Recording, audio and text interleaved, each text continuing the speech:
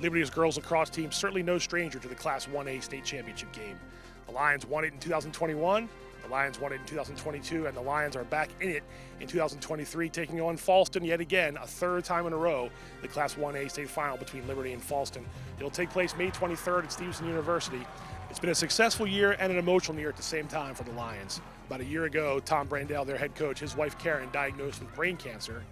Since then, the Lions have used this as motivation and inspiration to make a return trip to the state final, and they've done so, like we said, Liberty and Fallston in the 1A final coming up on Tuesday at Stevenson University. CMSportsNet caught up with head coach Tom Brandell and senior Janet Evans on their final practice on the eve of the state championship game. Coach, this team lost a regular season game, I think in the middle or early April, haven't lost since. And you lost to a state finalist in Manchester Valley. Well, what's been the biggest reason for that winning streak and to get you where you are here, one win away from a state championship again?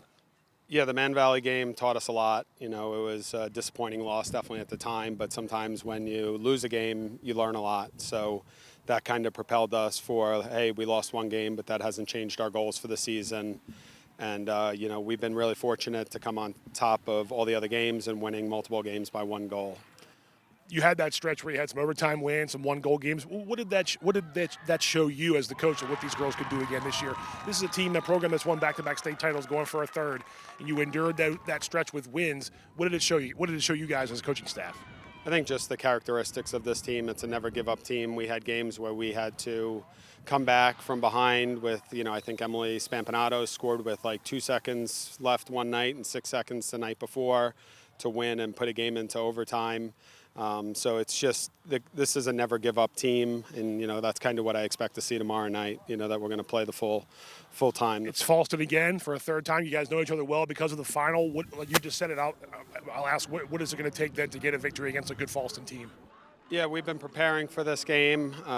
You know, we knew the likelihood that we would see Fallston again was pretty likely, so we've been preparing for this game for a few weeks as a coaching staff and just kind of getting ready for it. So I think if you know, we can do a pretty good job at the draw circle, obviously, is always key in girls lacrosse, and do a good job on defense. Our defense is really the anchor of our team. And then offensively, you know, get some things going out on offense. I think we'll be in a good spot. This has been an emotional calendar year for you guys. You've talked about this a little bit with your family. How have the girls kind of rallied? How has the community, the lacrosse community, rallied around you guys with what you've been dealing with you know, with your wife? Yeah, it's been the lacrosse community, both at the club level, the high school level, has been some of the strongest support we've gotten from my 3 kids' teams and opponents, and even high school opponents, has been unbelievable. And you know, it takes a community to get through a diagnosis like this. And just a quick update, how are things going? Karen's doing the best she's done since diagnosis. All of her MRIs have come back good, and she's doing really well, and she gets to come out to practice every once in a while and observe how we're doing. Jenna, back in a familiar place, the state final, a third year in a row for this program. What's this feeling been like these last few weeks with this winning streak and obviously getting back to the state championship again against Fallston? Yeah, it's been great. You know, we've just been working really hard in practice, just trying to keep like the same streak we have. We've been focusing a lot, so we just are trying to keep that going. When you guys lost to Man Valley in the regular season, you know, that was the one loss you've had. You haven't lost since.